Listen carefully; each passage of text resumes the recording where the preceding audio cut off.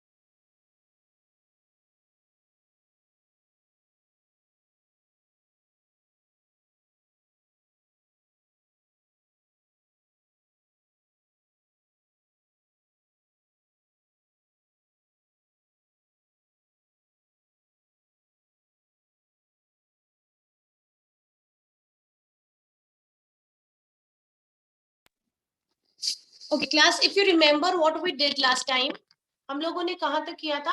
हम लोगों ने सिस्टम ऑफ इलेक्शन स्टार्ट किया था। हम लोगों ने सिस्टम ऑफ इलेक्शन स्टार्ट किया था। Am I right?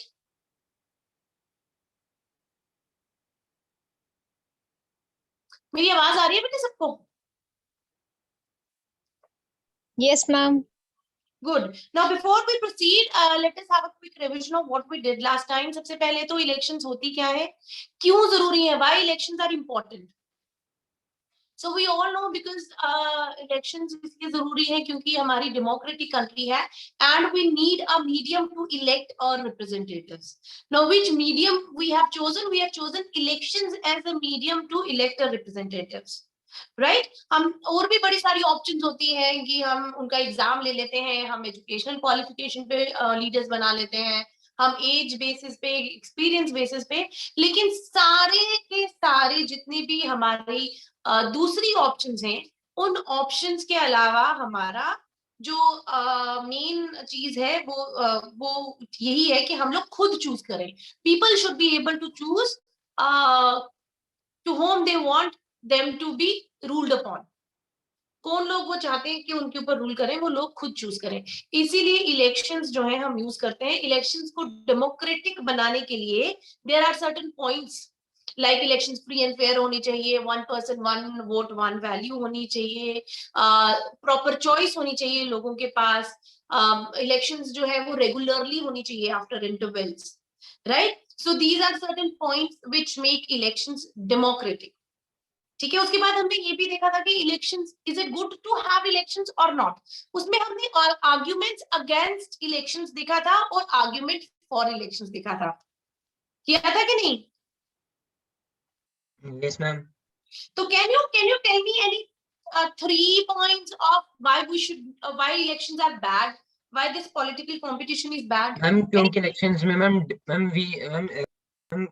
कैंडिडेट्स होते हैं वो डर्टी ट्रिक्स यूज करते हैं. वो मैम एलिगेशंस लगाते हैं दूसरी पार्टी पर ताकि उनके वोट भी हमें मिले. Very good. Dirty tricks, allegation, factionalism. Factionalism क्या होता है? डिवाइड कर देना. मैम लोगों को लॉन्ग जो divide- पॉलिसीज जो गवर्नमेंट जो पार्टी होती है मैम लॉन्ग पॉलिसीज को ना सोचे छोटी छोटी पॉलिसीज को अचीव करने का सोचते हैं. लॉन्ग टर्म पॉलिसीज कोई भी सेंसिबल नहीं बन पाती है, लेकिन उसका इलेक्शंस के इतने सारे नेगेटिव पॉइंट्स होने के बावजूद इलेक्शंस का सिर्फ एक पॉजिटिव पॉइंट है जो उसे अच्छा बनाता है, जो जरूरी बनाता है, तभी हम इलेक्शंस करवाते हैं. वो क्या पॉइंट है? That even if the leaders are not willing to work for the welfare of the people, even if the leaders are selfish, they still have to work for the welfare of the people, otherwise the people are not going to vote them for power. समझ आया बेटा? Yes ma'am. तो next time जीतने के लिए, elections जीतने के लिए उनको करना ही पड़ता है लोगों के वेलफेयर का. ओके. अब हमने इलेक्शन प्रोसेस स्टार्ट किया था. इलेक्शन प्रोसेस में हमने देखा इलेक्शंस दो तरह से होती हैं, general elections and by elections. जिस बच्चे से मैं पूछूंगी, पर्व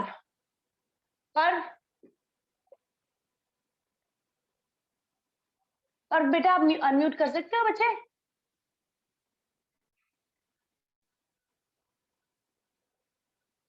और बेटा आप अनम्यूट कीजिए 1 मिनट, एक छोटा सा क्वेश्चन पूछना है आपसे.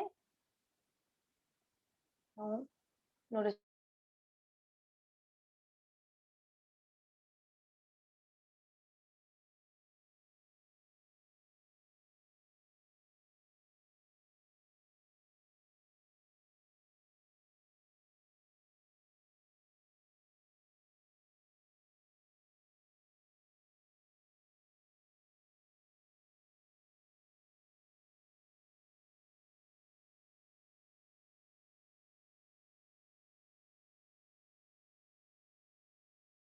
response. Okay.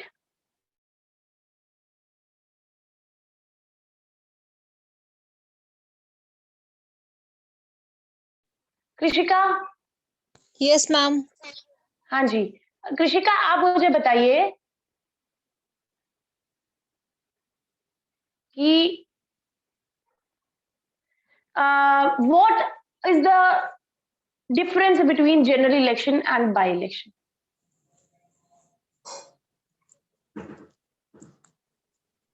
मैम कहना है नहीं, मैंने जिससे पूछा बेटा उसको जवाब देने दो। कृषिका?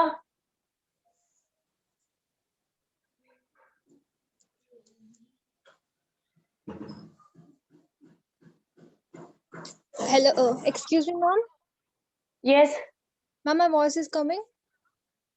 हाँ जी बेटा आ रही है, अब बोलना, आंसर शुरू कीजिए बोलना। Yes, ma'am. That elections that held in all the constituencies at the same time, either on the same day or within a few days, is called a general election. And ma'am, when sometimes elections are held only for one constituency, so ma'am, that election is known as by-election. Okay.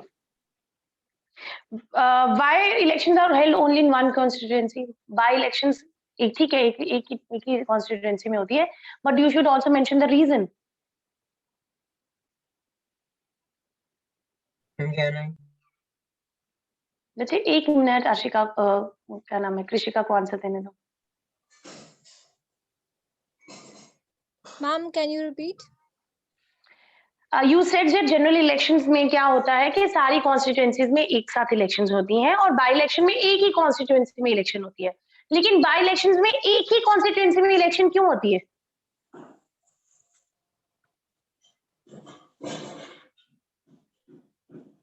Ma'am, don't know. You don't know? Okay.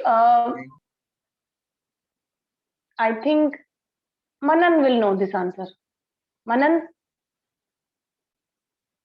Yes ma'am. बताइए by elections क्या होते हैं?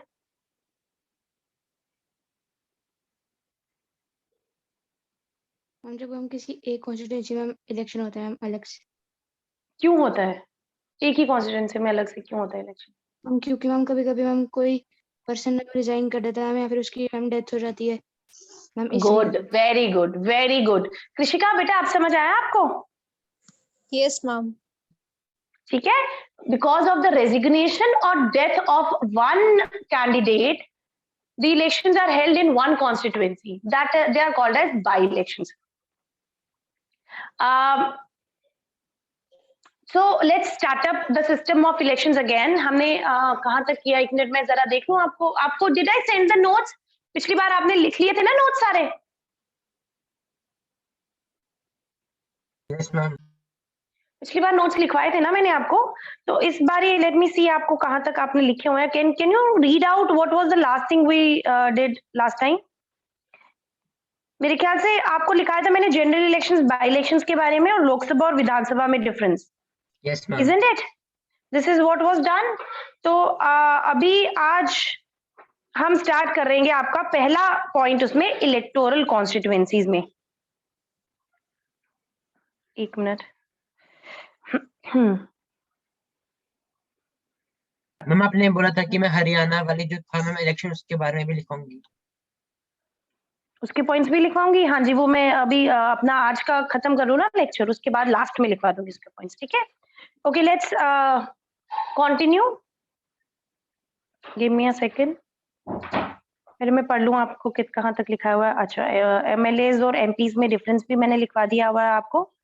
मैंने आपको लोकसभा और की constituencies भी लिखवा दी हैं कितनी होती हैं। We just have to write about electoral constituencies now. Okay.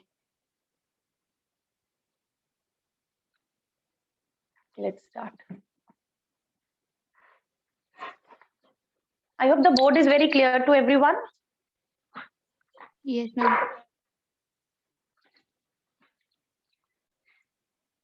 आपने ऊपर सिस्टम ऑफ इलेक्शंस लिखा हुआ है ना, उसका फर्स्ट पॉइंट लिखिए।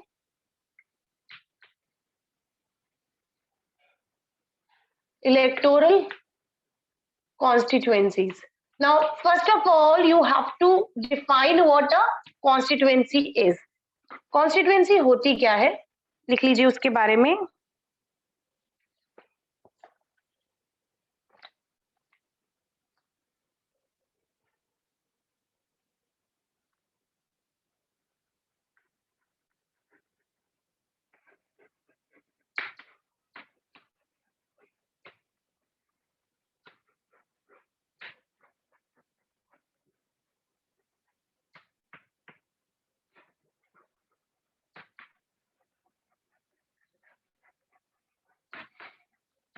For the purpose of elections, the country is divided into different areas called constituencies.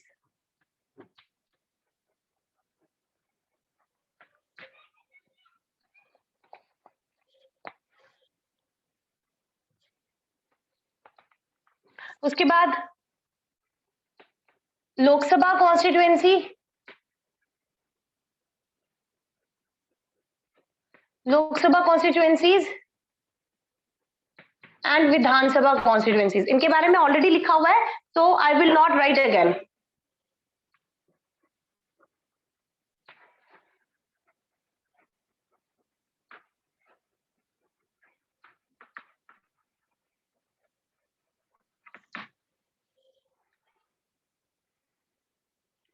उसके बाद constituencies are also called as seats.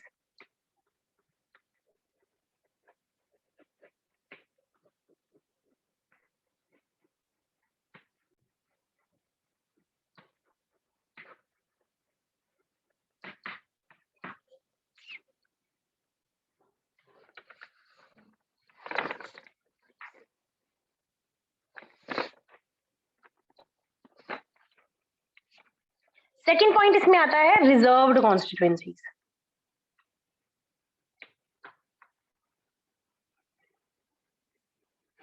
Reserved constituencies क्या होता है?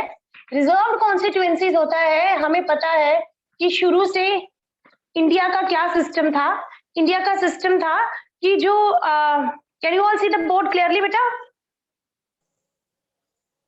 Yes, ma'am. ओके, तो इंडिया का क्या सिस्टम था? शुरू से ही इंडिया का सिस्टम था कि हमारा कास्ट सिस्टम तो आप सबको पता ही है कैसे काम करता था. तो उसमें जो लोअर कास्ट होते थे, जो लीडर्स होते थे, जो पॉलिटिशियंस होते थे, वो सारे हाई कास्ट होते थे.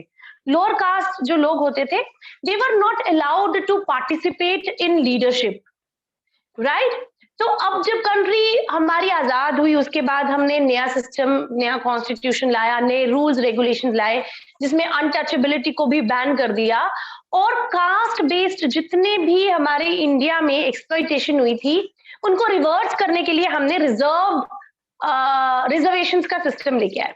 अब रिजर्वेशन सिर्फ हम सोचते हैं कि जॉब्स में रिजर्वेशन है, सीट्स में रिजर्वेशन है, लेकिन रिजर्वेशन हमारी लोकसभा में भी है. लोकसभा, राज्यसभा, जो हमारी नॉट राज्यसभा, लोकसभा में और हमारे विधानसभा में, हर जगह जहां पर भी इलेक्शंस होती है वहां पर भी रिजर्वेशन है. वहां पर अब क्या रिजर्वेशन है? वहां पर ये रिजर्वेशन है कि अगर लोकसभा की 543 टोटल सीट्स हैं, उसमें से कुछ सीट्स पे हमेशा एससीज और एसटीज जो है वो कंटेस्ट करेंगे इलेक्शंस. ऐसा क्यों किया गया? Because certain weaker sections of the society otherwise would never get a chance to come into politics. हमारे इंडिया में उनको कभी अलाउ नहीं किया जाएगा, लोग कभी उनको वोट नहीं डालेंगे, कभी उनको लीडर्स, जो बाकी लीडर्स हैं ऑलरेडी, वो उनको कभी आगे नहीं आने देंगे. इसीलिए रिजर्व्ड कॉन्स्टिट्यूएंसीज का सिस्टम रखा गया, ठीक है, ताकि उन लोगों को भी चांस मिले जो कि लोअर कास्ट के लोग हैं. आपको पता है कि किसी भी ग्रुप, किसी भी कम्युनिटी को पॉलिटिकल रिप्रेजेंटेशन इतनी क्यों चाहिए होती है? क्यों सारे पड़े होते हैं पीछे कि हमारा भी कोई पॉलिटिक्स में लीडर होना चाहिए, हमारी कम्युनिटी का भी होना चाहिए? क्योंकि डेमोक्रेसी चाहे हमारी कंट्री में है, लेकिन हर कम्युनिटी की तभी डेवलपमेंट होती है जब हर कम्युनिटी में से एक लीडर, अच्छे लीडर जो है वो डिसीजन मेकिंग में जाए, तभी वो अपनी कम्युनिटी के लिए कुछ करेंगे. ठीक है, अगर विमेन कहती हैं कि हमारे लीडर्स होने चाहिए, वो इसलिए होने चाहिए क्योंकि विमेन को चाहिए, विमेन चाहती हैं कि उनकी भी एम्पावरमेंट हो. जो लोअर कास्ट होते हैं वो कहते हैं कि हमारी लीडरशिप होनी चाहिए. क्यों? क्योंकि वो कहते हैं कि हमारी एम्पावरमेंट हो. ठीक है, उसी तरह रिलीजन, कास्ट, बड़े बेसिस पे लोग अपनी लीडरशिप चाहते हैं कंट्री में, ताकि उनकी अपनी कम्युनिटी की एम्पावरमेंट हो. इसी एम्पावरमेंट के लिए गवर्नमेंट ने रिजर्व्ड कॉन्स्टिट्यूएंसीज का सिस्टम रखा, ताकि जो लोअर कास्ट लोग हैं उनकी भी एम्पावरमेंट हो, उनके बारे में सोचने के लिए भी उनके भी नेता जो हैं वो आगे आए और अपनी कम्युनिटी के लिए कुछ करें, जो बड़ा जरूरी है हमारी कंट्री में करना. ठीक है. लिखते जाइए इसके बारे में, रिजर्व कॉन्स्टिट्यूएंसीज के बारे में।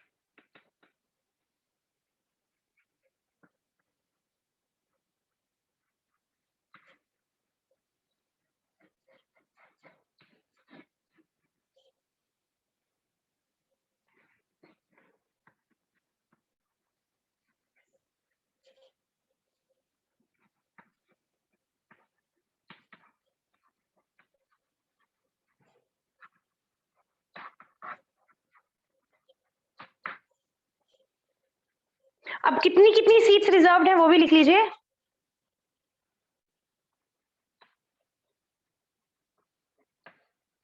For SCs 84 seats and for STs हो गए scheduled tribes, 47 seats are reserved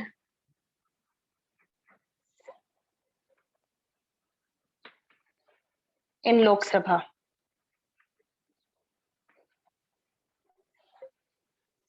Right? Out of 543 seats, 84 seats are reserved for scheduled caste and 47 seats are reserved for scheduled tribes.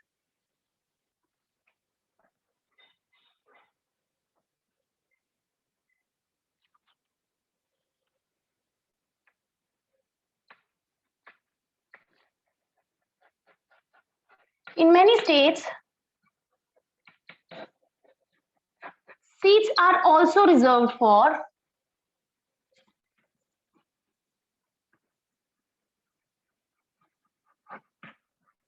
OBCs. OBC क्या होते हैं? Other backward classes. ठीक है? उसके बाद 1/3 seats in local bodies. Local bodies होगी panchayat and municipal corporations जो होती हैं। 1/3 seats in local bodies are also reserved for women.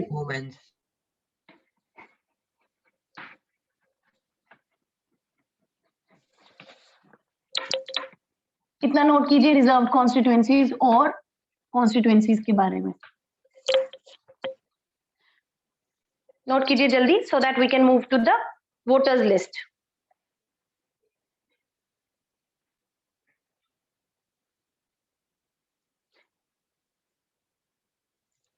Written everyone?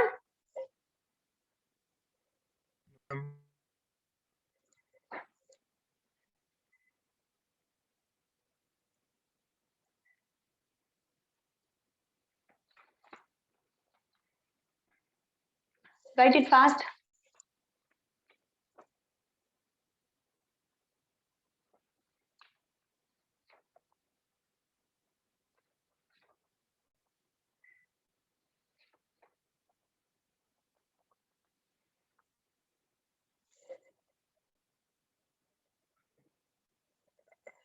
If it is written, should I proceed further?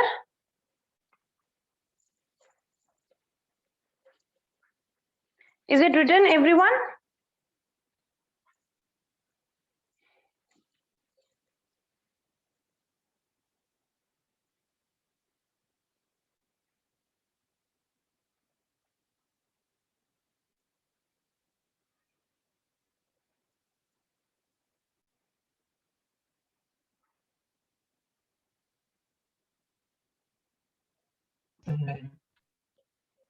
Is it done?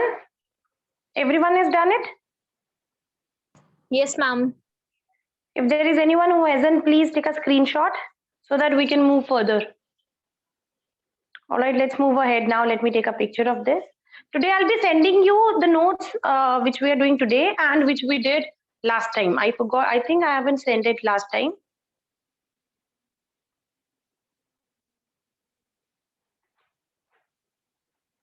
Okay.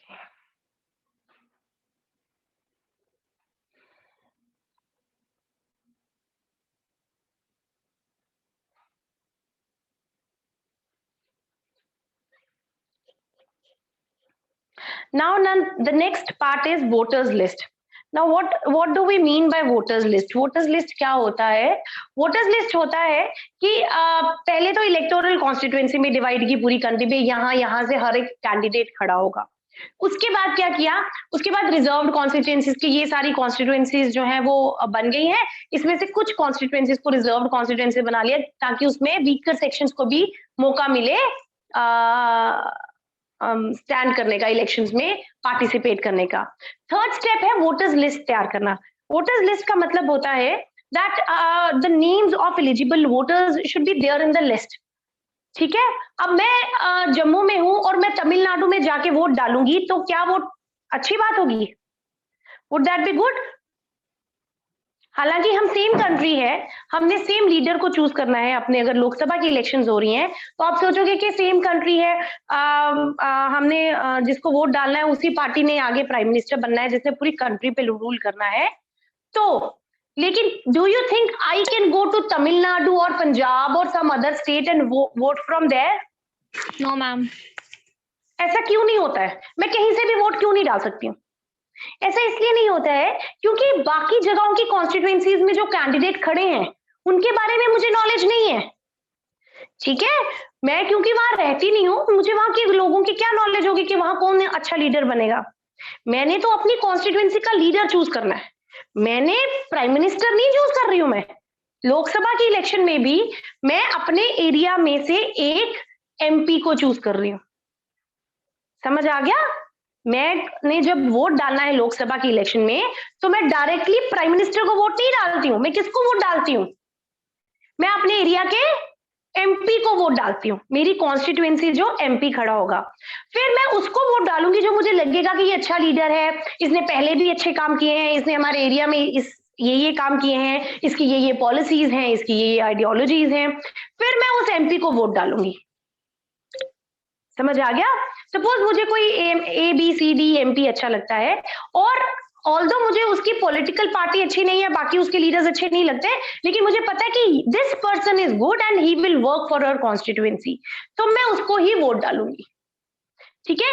इसीलिए हर एक constituency की अपनी voters list बनती है जहां पे उनके एरिया के लोग जो हैं, जो एलिजिबल वोटर्स हैं.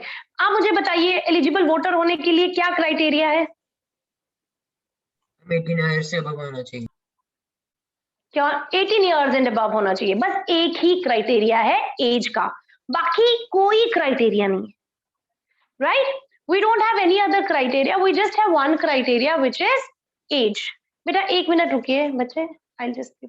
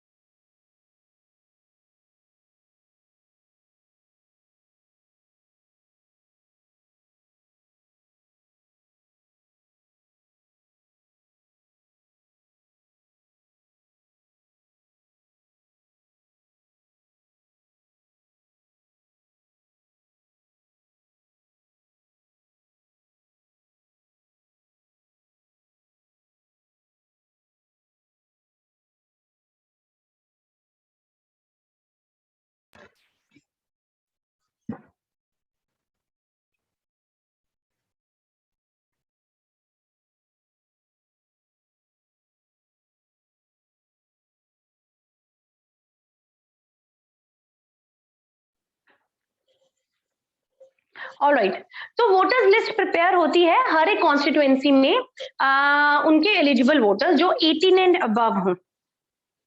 वोटर्स लिस्ट जो है क्या एक बार प्रिपेयर करके छोड़ दी जाती है? ऐसा नहीं होता है।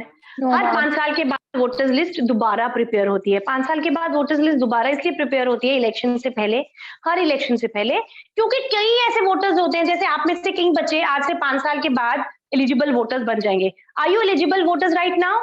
No ma'am. You are not, you might be 14 और 15 ईयर्स ओल्ड, आप अभी एलिजिबल वोटर्स नहीं हो, लेकिन अगले 5 सालों में अगली इलेक्शन तक आप में से कई बच्चे जो हैं वो आपका नाम वोटर्स लिस्ट में आना चाहिए। ठीक है, अब कई बूढ़े बुजुर्ग लोग ऐसे होंगे जो बेचारे मर जाएंगे या किसी का accident, for some reason there might be many people who might die in next 5 years, isn't it? उनका नाम वोटर्स लिस्ट से कट हो जाता है। ठीक है, कई लोग ऐसे होते हैं जो किसी दूसरी जगह पे माइग्रेट कर जाते हैं, दूसरी जगहों पे चले जाते हैं, वो वहां रहना शुरू कर देते हैं किसी और कंट्री में, किसी और स्टेट में, उनका नाम भी कट हो जाता है वोटर्स लिस्ट से। समझ आ गया? तो इसीलिए वोटर्स लिस्ट को रिन्यू करना पड़ता है, बहुत सारे नाम हटाने पड़ते हैं, बहुत सारे नाम ऐड करने पड़ते हैं, इसीलिए वोटर्स लिस्ट हर 5 साल के बाद रिन्यू होती है। वोटर्स लिस्ट को हम इलेक्टोरल रोल भी कहते हैं। ठीक है, voters list is also called as electoral roll, right? I think you things are clear for voters list also now. Let's talk about nomination of candidates. जब एक बार voters list बन जाती है उसके बाद candidates nominate होते हैं। ठीक है, कौन कैंडिडेट इस पर्टिकुलर कॉन्स्टिट्यूएंसी से इलेक्शन लड़ेगा? सपोज हमारी ये त्रिकुटा नगर की कॉन्स्टिट्यूएंसी है, ठीक है, इसमें किस किस कैंडिडेट ने इलेक्शन लड़नी है? हर एक पॉलिटिकल पार्टी यहाँ से अपना कैंडिडेट खड़ा करेगी। एक बीजेपी का कैंडिडेट होगा, एक कांग्रेस का होगा, एक आम आदमी पार्टी का होगा, जो भी पॉलिटिकल पार्टीज होंगी उनके अलग अलग कैंडिडेट्स, बहुत सारे कैंडिडेट्स, 5-10 कैंडिडेट्स, 5-10 तो मैं बड़े कम कर रही हूँ, फिर भी कम से कम भी 10 कैंडिडेट्स आपको मिल जाएंगे अलग अलग पॉलिटिकल पार्टी से। कई कैंडिडेट्स इंडिपेंडेंट होंगे। What is the meaning of an independent candidate? अपनी party. A candidate who does not belong to any political party. ठीक है, सपोज मेरा दिल कर रहा है कि मैं भी इलेक्शन लड़ूंगी, भी मैंने भी तो इसकी अपने एरिया की बड़ी डेवलपमेंट करवानी है, मेरे पास भी बड़ी पॉलिसीज हैं, ठीक है, लेकिन या तो मुझे कोई पॉलिटिकल पार्टी टिकट नहीं दे रही है। टिकट देने का मतलब होता है कि पॉलिटिकल पार्टी किसी कैंडिडेट को बैक कर रही है, अपने नाम से इलेक्शन लड़वा रही है। मुझे किसी पॉलिटिकल पार्टी का टिकट नहीं मिला है, ठीक है, तो मैं लेकिन फिर भी, और या मैं किसी पॉलिटिकल पार्टी से टिकट लेना ही नहीं चाहती, मुझे लगता है कि सारी पॉलिटिकल पार्टीज करप्टेड है, मैं खुद ही इलेक्शंस लड़ूंगी, तो मैं होंगी independent candidate. Means I am not dependent on any political party. No political party is backing me up. No political party has given me ticket, or I have not taken ticket from any political party. Ticket का मतलब piece of paper नहीं पकड़ा देते, ये लो ticket लो। Ticket कोई train में जाने वाला टिकट नहीं होता ये इस नॉमिनेशन में जो कैंडिडेट्स को टिकट मिलते हैं ना, वो टिकट होता का मतलब है कि नाम देना। जैसे हम कहते हैं ना लोकसभा में सीट जीत ली, सीट जीतने का मतलब नहीं है कि कुर्सी गिफ्ट मिल गई उसको, कुर्सी थोड़ी गिफ्ट मिल रही है या सोफा थोड़ी गिफ्ट मिल रहा है उसको। सीट जीतने का मतलब है उसने अपनी लोकसभा की एक कॉन्स्टिट्यूएंसी से जीत लिया है, समझ रहे हो? उसी तरह टिकट का मतलब ये नहीं है कि एक छोटे से टिकट कट गई जी, जो ट्रेन की टिकट हो गई। टिकट का मतलब है कि भाई now this candidate belongs to this political party, किसी पॉलिटिकल पार्टी ने उसको बैक किया है, बोला है कि मेरी तरफ से आप इलेक्शन, हमारी पॉलिटिकल पार्टी की तरफ से ये कैंडिडेट होगा, उसे कहते हैं टिकट देना। कई इंडिपेंडेंट कैंडिडेट्स होते हैं। अब जब नॉमिनेशन इलेक्शन से ना कुछ देर पहले सारे कैंडिडेट्स को अपने नाम रजिस्टर कराने पड़ते हैं इलेक्शन कमीशन के पास जाके, भाई मैं इलेक्शन लड़ रहा हूँ। ऐसे नहीं कि इलेक्शन है, आज इलेक्शन है, कोई भी उठ के आ जाएगा भाई मुझे भी वोट डाल देना, कोई मुझे भी वोट डाल देना, ऐसे नहीं होता है। आपका नाम पहले ही रजिस्टर्ड होता है इलेक्शन कमीशन से के पास इलेक्शन लड़ने से पहले, कि हर पॉलिटिकल पार्टी, इस पॉलिटिकल पार्टी से ये कैंडिडेट है, इस पॉलिटिकल पार्टी से ये कैंडिडेट है, ये कैंडिडेट इंडिपेंडेंट है। List of candidates from a particular constituency is released much before election, right? तो वो लिस्ट ऑफ कैंडिडेट्स बनाने के लिए इलेक्शन कमीशन के पास जाके रजिस्ट्रेशन करवानी पड़ती है। नॉमिनेशन कि मैं नॉमिनेटेड हूं, मेरा नाम नॉमिनेटेड है इलेक्शंस लड़ने के लिए, वहां जाके एक फॉर्म फिल करना पड़ता है, कुछ सिक्योरिटी डिपॉजिट देना पड़ता है। ऐसे नहीं कि कोई भी इलेक्शंस लड़ सकते हैं, ठीक है? सो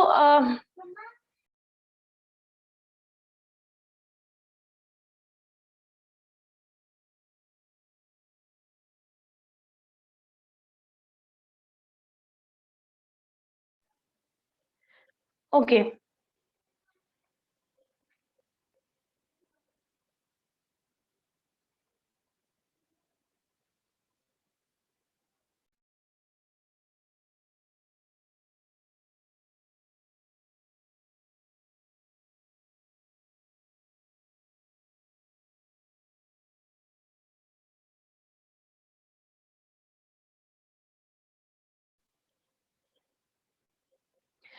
नॉमिनेशन जब होता है कैंडिडेट का तो उसको कुछ फॉर्मेलिटीज कंप्लीट करनी पड़ती हैं। एक, उसको एक नॉमिनेशन फॉर्म भरना पड़ता है। एक पूरा फॉर्म होता है जिसमें अपने नाम, एड्रेस, हर चीज लिखनी होती है। दूसरी चीज, सिक्योरिटी डिपॉजिट देना पड़ता है। कुछ 5-10 हजार की नॉमिनल सी फीस होती है कि आप सिक्योरिटी डिपॉजिट दे के अपना नाम दे रहे हो, ताकि फालतू के लोग आके नाम ना लिखवाते जाए। ठीक है, जो थोड़े सीरियस कैंडिडेट्स हैं वही आके नाम लिखवाएं कि मैंने इलेक्शन लड़नी है जी। कोई भी इलेक्शन लड़ सकता है। आपको पता है, इलेक्शन जैसे कोई भी जो वोटर्स एलिजिबल वोटर होते हैं ना, 18 साल से ज्यादा कोई भी वोट डाल सकता है। उसी तरह कोई भी इलेक्शन का कैंडिडेट बन सकता है, लेकिन इलेक्शन का कैंडिडेट बनने के लिए भी सिर्फ एक क्राइटेरिया है, एज का। 25 क्या years. Age? Age should be 25 years. Very good. Election vote डालने के लिए आपकी एज 18 होनी चाहिए और इलेक्शन लड़ने के लिए आपको 25 ईयर्स का हो जाना चाहिए। ठीक है, तो उसके लिए आपको नॉमिनेशन फॉर्म भरना पड़ेगा, सिक्योरिटी डिपॉजिट देना पड़ेगा, और तीसरा एक एफिडेविट देना पड़ेगा जिसमें लिखा होगा कि आपकी प्रॉपर्टी इतनी है, आपकी एजुकेशनल क्वालिफिकेशन इतनी है और आपके खिलाफ कोई क्रिमिनल केस है कि नहीं है। अब ये डिक्लेरेशन क्यों देनी पड़ती है? ये डिक्लेरेशन इसलिए नहीं देनी पड़ती है कि इसका कोई क्राइटेरिया है इलेक्शंस में। इलेक्शंस में आपकी पढ़ाई लिखाई का कोई क्राइटेरिया नहीं है। आप पढ़े हैं, नहीं पढ़े हैं, बहुत ज्यादा पढ़े हैं, बहुत कम पढ़े हैं, उससे आपकी इलेक्शंस में कोई फर्क नहीं पड़ेगा। आपकी प्रॉपर्टी का भी कोई क्राइटेरिया नहीं है। आप अमीर हैं तो इलेक्शन लड़ सकते हैं, गरीब हैं तो लड़ सकते हैं, वो भी कोई क्राइटेरिया नहीं है। और क्रिमिनल्स का भी कोई क्राइटेरिया नहीं है कि आपने कोई क्राइम किया है, आप क्रिमिनल हो तो आप इलेक्शन नहीं लड़ सकते हो। सिर्फ बहुत कुछ थोड़े क्रिमिनल्स, कोर्ट जिनको मना करेगी, कोर्ट क्या करती है, अपने डिस्क्रिप्शन पे मना करती है कि भाई ये बंदा इलेक्शन नहीं लड़ेगा, ये बंदा वोट नहीं डालेगा, जो उन्होंने बहुत हीनियस क्राइम्स किए होते हैं। ठीक है, बस वही लोग जो है वो इलेक्शन नहीं, बाकी क्रिमिनल्स भी इलेक्शन, मैंने कोई चोरी किया, मैं जेल में हूँ, मैं भी नॉमिनेशन दे सकती हूँ कि भाई मैं भी इलेक्शन लड़ूंगी, लेकिन मुझे बताना पड़ेगा भाई मैं चोरी के सिलसिले में जेल में हूँ भाई जब आप वोट डालेंगे। तो ये सारी डिक्लेरेशन इसलिए करनी पड़ती है ताकि लोगों को पता चले कि हम जिसको वोट डाल रहे हैं वो कैसा इंसान है, वो पढ़ा लिखा है, नहीं पढ़ा लिखा है, वो अमीर है, वो गरीब है, वो क्रिमिनल है या नहीं है। ठीक है, तो उससे क्या होगा कि लोग बेटर चॉइस कर पाएंगे। वो लोगों की मर्जी है, अगर लोगों ने क्रिमिनल को वोट डालना है, अगर लोगों ने कम पढ़े लिखे को वोट डालना है, वो डाल सकते हैं। बहुत सारे ऐसे कैंडिडेट होते हैं जो डॉक्टरेट होते हैं, बहुत आईएएस ऑफिसर्स होते हैं, और बहुत ऐसे कैंडिडेट्स होते हैं जो बिल्कुल नॉमिनल से पढ़े लिखे या नहीं पढ़े लिखे होते हैं, फिर भी वो इलेक्शन जीत जाते हैं। ठीक है, क्योंकि लोगों को उनमें लीडरशिप क्वालिटीज अच्छी लगती हैं। So this is how the nomination of candidates is done. उसके बाद next होता है इलेक्शन कैंपेन। इलेक्शन कैंपेन एक बहुत इंपॉर्टेंट स्टेप है। पूरे न्यूज चैनल, मीडिया, हर जगह, सड़कों पर, गलियों में बैनर्स, झंडे, लीडर्स की फोटो, लीडर्स के स्पीचेस चल रही होती हैं, गाड़ियां चल रही होती हैं, रैलीज निकल रही होती हैं। इलेक्शन कैंपेन होता है जब लीडर और लोग आपस में मिलते हैं, जब लीडर्स लोगों को बताते हैं कि भाई आप हमें वोट डालिए, हम आपके लिए ये करेंगे, और जब लोग अपने हर एक कैंडिडेट को सुनते हैं और फिर अपना डिसीजन लेते हैं कि हम किसको वोट डालेंगे। Election campaigns are good both for the candidates as well as for the voters. For candidate it is good because this is the platform through which the candidates can ask for votes. भी आप हमें vote डालिए, हम आपकी ऐसे ऐसे ऐसे भलाई करेंगे, वोट डालिए। और इलेक्शन कैंपेन वोटर्स के लिए भी अच्छी होती है क्योंकि वोटर्स को अपने सारे कैंडिडेट्स के बारे में पता चलता है, और फिर candidates can decide on to whom they should cast their the voters can decide to whom which candidate they should cast their vote. Right? Finally,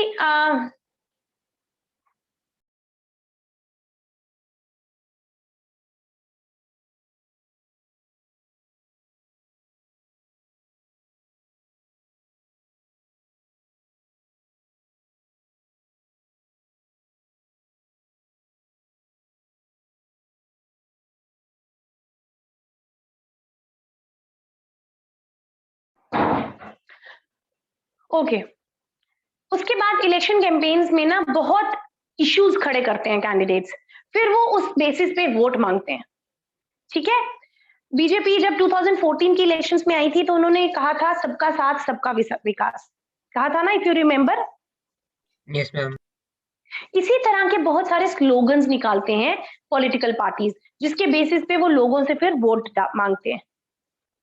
ठीक है, तो अब की बार मोदी सरकार, सबका साथ सबका विकास, तो ये कुछ रीसेंट स्लोगन्स हैं जो हमने बीजेपी के सुने थे पिछली इलेक्शंस में। उसके अलावा भी बहुत सारे स्लोगन्स हैं जो आपकी बुक में दिए हुए हैं, जो पीछे बहुत सारी पॉलिटिकल पार्टीज ने अलग अलग टाइम पे निकाले थे। ठीक है, जैसे कि गरीबी हटाओ, गरीबी हटाओ स्लोगन था कांग्रेस का, इंडियन नेशनल कांग्रेस आईएनसी का 1971 की लोकसभा की इलेक्शन में। वो कहती थी कि हमें अगर आप वोट डालोगे तो हम गरीबी हटाएंगे। पावर्टी बहुत है इंडिया में, तो पावर्टी को हटाने के लिए उन्होंने कहा था हम पॉलिसीज लाएंगे जिससे कि आपकी पावर्टी हटेगी। उसके बाद save democracy was the slogan of Janata Party in the elections of 1977। जब इंदिरा गांधी ने इमरजेंसी लगा दी थी 75 में, उसके बाद इमरजेंसी में आपकी डेमोक्रेटिक राइट्स जो है वो खत्म हो जाती हैं। तो ऑपोजिशन पार्टी जनता पार्टी ने कहा था कि हम सेव डेमोक्रेसी का स्लोगन लेके आए थे कि हम, अगर आप चाहते हैं कि डेमोक्रेसी को बचाया जाए तो आप हमें वोट दीजिए। उसी तरह लेफ्ट फ्रंट का स्लोगन था लैंड टू द टिलर। क्या होता है? क्या बेटा? जो इमरजेंसी इम्पोज की थी इंदिरा गांधी जी ने, तो उस समय क्या हुआ था मैम? क्यों होती इमरजेंसी? बेटा लड़ाई हुई थी ना इंडिया पाकिस्तान की, उसके बाद इमरजेंसी लगा दी गई थी ना, नेशनल इमरजेंसी। इसके बारे में अगर आपने जानना है इमरजेंसीज के बारे में, तो I have a very good video with me, I share that video sometime with you, जिसमें कि हमारे इंडिया में इंदिरा गांधी के टाइम पे जो इमरजेंसी लगी थी और उसके आफ्टर इफेक्ट्स क्या हुए थे, वो सारा का सारा हमारे पास है। But I don't think you people are young enough to understand that, but still if you are interested in it, I'll share that video. All right? उसके बाद इमरजेंसी होती है जब आपकी डेमोक्रेटिक राइट्स ले ली जाती हैं, नेशनल इमरजेंसी डिक्लेयर होती है वॉर टाइम पे।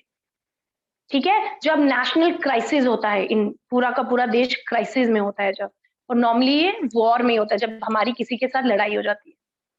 ठीक है, तो उसमें क्या होता है कि आपके फंडामेंटल राइट्स ले लिए जाते हैं, कुछ भी गवर्नमेंट कर सकती है अपनी मर्जी से।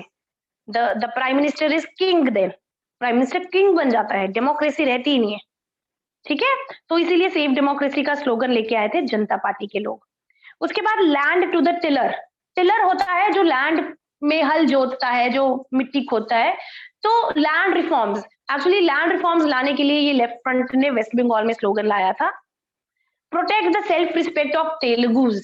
ये तेलंगाना स्टेट के लिए इन्होंने एनटी रामा राव की पार्टी ने, तेलुगु देशम पार्टी ने आंध्र प्रदेश में ये स्लोगन लाए थे। तो इसी तरह के अलग अलग स्लोगन जो हैं वो बनते हैं इलेक्शन कैंपेन्स में। पॉलिटिकल पार्टीज इन स्लोगन्स को हिट करती है और उन्हीं बेसिस पे फिर वो लोगों से वोट मांगती है। जब इलेक्शन कैंपेन्स हो रहे होते हैं तो लोगों को कुछ स्टेप्स को फॉलो करना पड़ता है। वो कौन से स्टेप्स होते हैं, उन्हें कहते हैं कोड ऑफ कंडक्ट। ठीक है, कुछ चीजें मना होती हैं इलेक्शंस में करना, जैसे हम किसी को पॉलिटिकल लीडर्स किसी को ब्राइब नहीं दे सकते हैं, रिश्वत नहीं दे सकते हैं, किसी को थ्रेटन नहीं कर सकते हैं, भाई तुम मुझे वोट दो वरना मैं तुम्हें गोली मार दूंगा, तुम्हारे घर वालों को मार दूंगा, तुम्हारी नौकरी से निकाल दूंगा, जो भी। तो फोर्सफुली या ब्राइब देके लोग वोट नहीं मांग सकते हैं। दूसरा, they can not name appeal in the name of religion. Religion के बेसिस पे ओपनली कोई वोट नहीं मांग सकता है। मैं हिंदू हूं, मुझे वोट दो, तुम भी हिंदू हो। मैं मुसलमान हूं, तुम भी मुझे वोट दो, मैं मुसलमान हूं। ऐसे करके कोई वोट नहीं मांग सकता, वो गलत हो जाता है। उससे आपकी नॉमिनेशन कैंसिल हो जाती है, आपका टिकट कैंसिल हो जाता है कि भाई तुम लड़ नहीं सकते, तुम इलेक्शन नहीं लड़ोगे, तुमने रिलीजन के को इलेक्शन में लाया।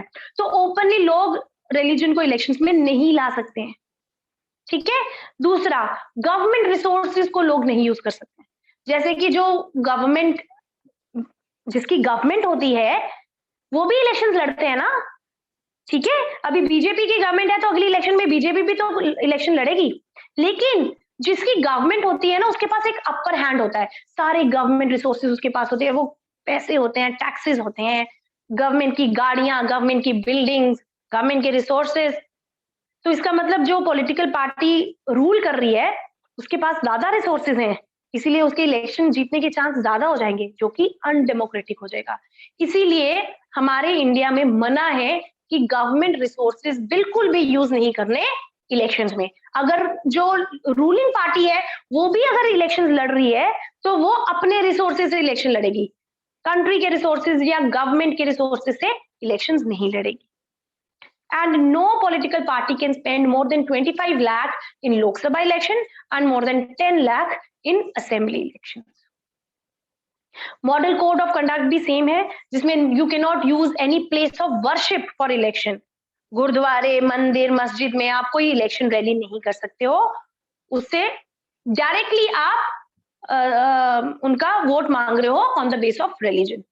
गवर्नमेंट रिसोर्सेज यूज नहीं कर सकते हो, और once the elections are announced, the government, the ruling party can not start any big project. ठीक है, ये नहीं है कि आज इलेक्शन अनाउंस हुए फिर मैंने बोला कि अरे मैं तो त्रिकुटा नगर में एम्स बनवा दूंगी। बनवाओ जी बनवाओ, ताकि जो रूलिंग पार्टी होती है वो तो कुछ भी डिक्लेयर कर सकती है ना, कोई भी प्रोजेक्ट, लेकिन जब इलेक्शन डिक्लेयर का अनाउंस हो जाती है डेट, उसके बाद गवर्नमेंट कोई बड़ा प्रोजेक्ट अनाउंस नहीं कर सकती है, ताकि लोग फिर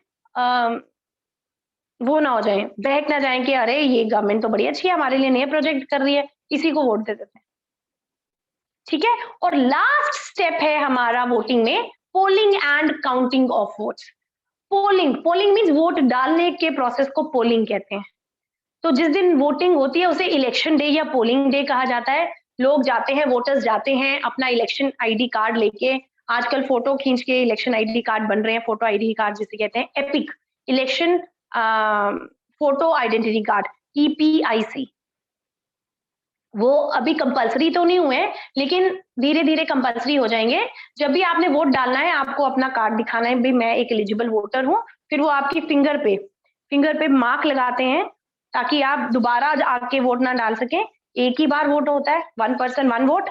तो आप जाओ वोट डालो बूथ में, पोलिंग बूथ बना होता है, सीक्रेट बैलेट होता है, इलेक्ट्रॉनिक वोट फोटो मशीन होती है जिसपे बटन होते हैं, बटन दबाओगे, जिस बटन को दबाओगे उस पॉलिटिकल पार्टी को, उस कैंडिडेट को वोट चला जाता है। पुराने जमाने में बैलेट पेपर होते थे जिसपे आपने स्टैंप लगानी होती थी, उसके ऊपर भी नाम और पॉलिटिकल पार्टी के सिंबल्स होते थे, जिसको वोट डालना उस पर आप स्टैंप लगाते थे, फोल्ड करते थे और बैलेट बॉक्स में डाल देते थे। सीक्रेट बैलेट कहते हैं इसे, अभी भी इसे सीक्रेट बैलेट ही कहते हैं, हालांकि बैलेट पेपर यूज नहीं हो रहा है, EVM यूज होती है। तो जब मैं वोट के डालने के लिए जाती हूँ ना, एक बंद कमरे में एक आगे पीछे कर्टन होते हैं, और मैं जिसको वोट डाल के आती हूँ ना, किसी को कोई पता नहीं होता मैंने किसको वोट डाला है, इसीलिए इसे सीक्रेट बैलेट कहते हैं। जब सारे लोगों के वोट डल जाते हैं, EVMs या इलेक्ट्रॉनिक वोटिंग मशीन्स को लॉक करके एक सिक्योर प्लेस में भेज दिया जाता है। 3-4 दिन के बाद वहां पे उसमें उसकी मेमोरी चिप्स को कंप्यूटर में डाल के, या अगर बैलेट पेपर्स हैं तो उनको खोल के पढ़ते हैं किसको कितने वोट मिले हैं। ठीक है, गिनती की जाती है। जब वोटों की गिनती होती है ना, तो हर एक पॉलिटिकल पार्टी का रिप्रेजेंटेटिव वहां बैठा होता है ताकि कोई चीटिंग ना हो, उनके सामने गिनती होती है। सारे गवर्नमेंट ऑफिसर्स, इलेक्शन कमीशन के ऑफिसर्स, लीडर्स, हर पॉलिटिकल पार्टी के रिप्रेजेंटेटिव वहां बैठे होते हैं, उनके सामने काउंटिंग होती है ताकि कोई चीटिंग ना हो सके। और फिर इलेक्शन का रिजल्ट डिक्लेयर होता है, जिसके मैक्सिमम वोट होते हैं उसको कहा जाता है कि भैया आप गवर्नमेंट बना लो, और वो इलेक्शन जीत जाते हैं। Have you all understood the process of elections? Yes, ma'am. Let us write them down now. ठीक है, हमने लिख लिया है first step electoral constituencies and reserved constituencies, उसके आगे लिखना शुरू करते हैं voters list. Now tell me, do you want me to switch on the light? Light के साथ ठीक है कि बिना लाइट के ठीक है?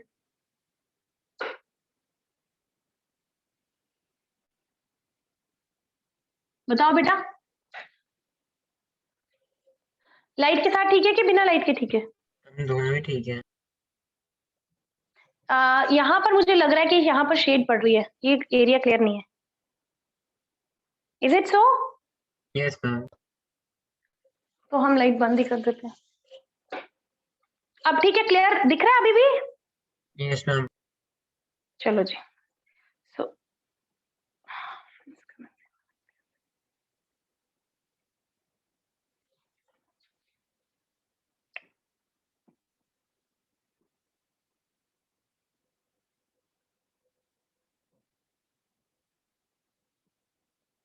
ओके,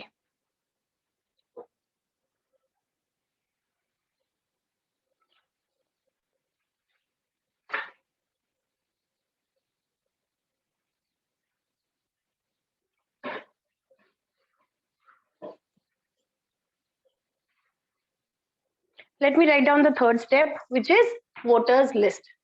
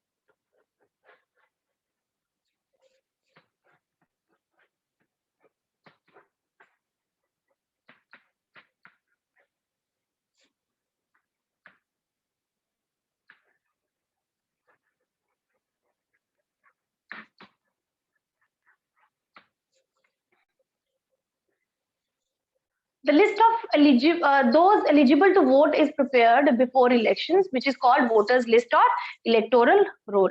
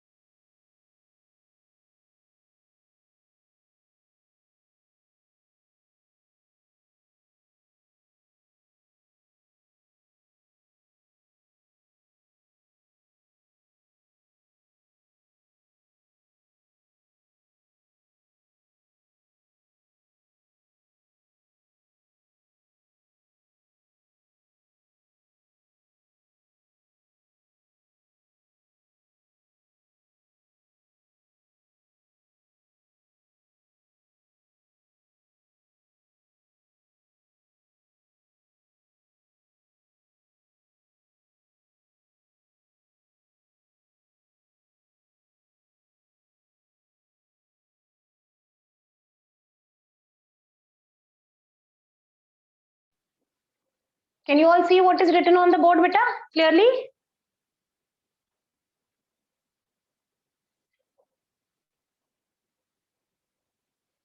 सबको दिख रहा है? Yes, ma'am. Note it down so that we can move to the other.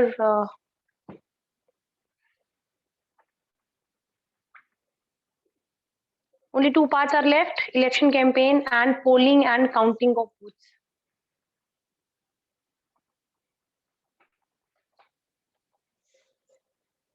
The time is over, बच्चे. आप लोग इतना लिख लीजिए, ठीक है?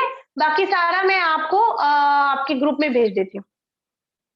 जब मैं पूरे के पूरे नोट्स भेजूंगी ना चैप्टर के, उसमें भेज दूंगी, या हम नेक्स्ट टाइम लिख लेंगे. Alright?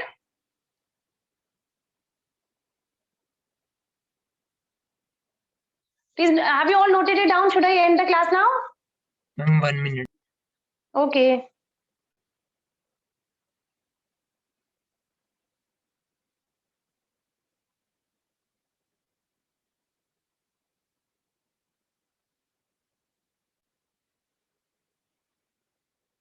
I'm done. Anyone who is still left? Next syllabus क्या है एसएसटी का? बेटा पूरा टर्म 1 का सिलेबस ही आएगा दोबारा. Ma'am.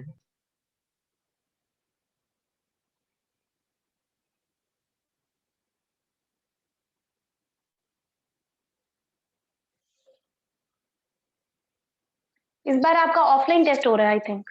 Yes ma'am. Okay. Thank you everyone. I'm going to end the class now and I'll send the notes in the group. Okay. Thank you. Ma'am.